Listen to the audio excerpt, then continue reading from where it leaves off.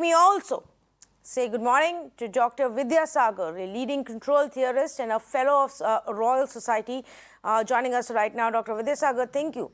From what you've been tracking and your understanding, do you believe that it is inevitable that India goes into another lockdown to bring things under control now? You mean a lockdown implemented now? Yes. Should we be looking at that as an option to control the situation? At this point, I would say no, because you see the trajectory of the current wave of the pandemic is pretty much fixed now.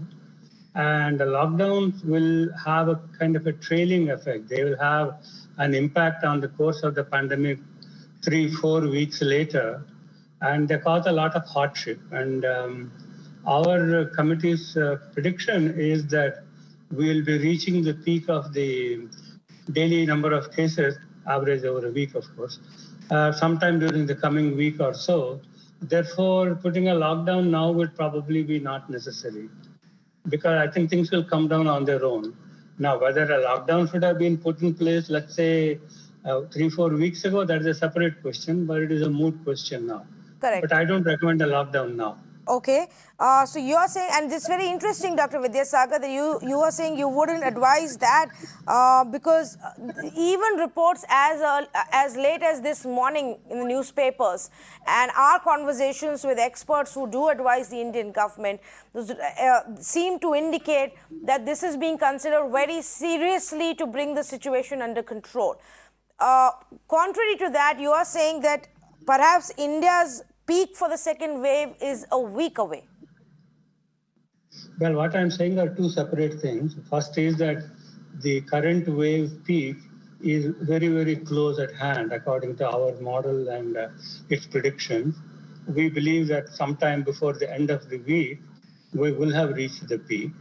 And the second point I'm making is that any lockdown imposed now would have an impact on the number of cases with a lag of about 3 to 4 weeks, by which time we should be well and truly past the peak. Okay. Therefore, the lockdown will cause a lot of economic hardship without necessarily impacting the future course of the pandemic very much. Okay. We've now discussed and debated the rise and the fall of cases and the spread of the infection in our country. And many seem to be still flummoxed as to why these cases went down in January, even though we had completely unlocked ourselves. And then there was a sudden, rise that we saw in April. Any insights that you can share as to this trajectory that India seems to have seen? In January, we were completely unlocked, yet the cases were at bare minimum. Well, okay, so in January, things were flat. But according to our model's predictions, they should have been continuing to decline at a very gentle rate. So when that did not happen, that was the first alert for our community, the three of us who were putting together the model, that the parameters of the pandemic were perhaps changing. So we were trying to look at that and kept a close watch. So all of January, all of February, the numbers were flat. And towards the middle of the February month, they began to rise slightly. So we were still trying to watch and recalibrate the model, but the numbers were too small, as you pointed out. Began to rise quite unmistakably. So that's when the second wave began, around the 1st of March. And then we attempted to recalibrate our model, but those estimates were not very reliable because the numbers were still small. And then what happened during the month of March and the month of April was the classic pandemic progression, the so-called exponential curve. So if you can see my fingers, it starts very small but goes way up. And that's exactly what we're seeing. Now, the other difference between the second wave and the first wave, which I think every one of your viewers would have noticed, is that the rate of climb is much faster this time than it was in the first wave. Yes. Okay. And this could be because of a number of factors.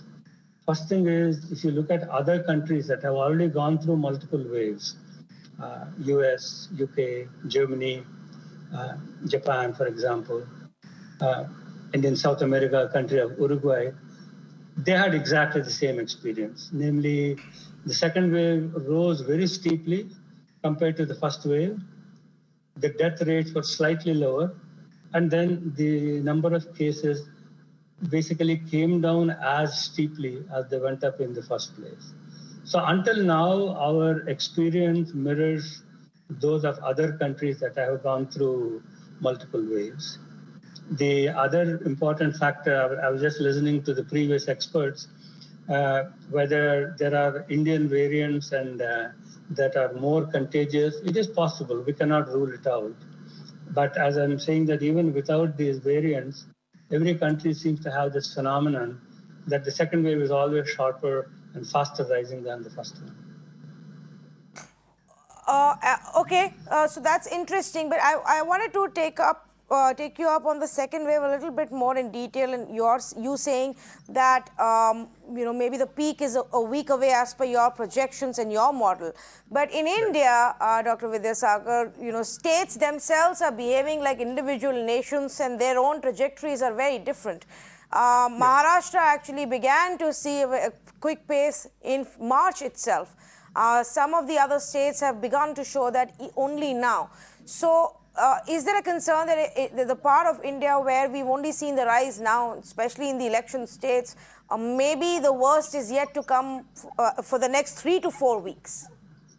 No, that is actually a very astute comment. India is a very large country, and you can think of it about as 29 different countries, as you have said. So what we do is we do, in fact, model each state separately, and we also model large cities separately and large districts also separately. So it's not just that we have one model fits all type of projection for the whole country. We have a whole bunch of localized predictions, which we put out on the tweet thread of Professor Manindra Agarwal. And the situation is what you mentioned. A state like Maharashtra, where the second wave started, for that same reason, Maharashtra will also see the downturn earlier than other states. And there are indeed other states where the rise began later and they have not yet begun their fall. And the third possibility you mentioned, that there are other states which haven't even begun to see their own rise. That's also true. We're watching it very, very closely. And if that situation were to come about, we'll share that with the people who are following us on Twitter. Okay, fair enough. Thank you so much for joining us and sharing your insights. It's been extremely helpful, and I hope what your model shows does come true on a larger basis for a nation where at least the cases begin to stop peaking and rising in such a fast manner as they are right now. Thank you, Dr. Vidyasagar, for speaking with us. Thank you for inviting me. So, with a bit of a hope there for the fact that we are now registering 4 lakh cases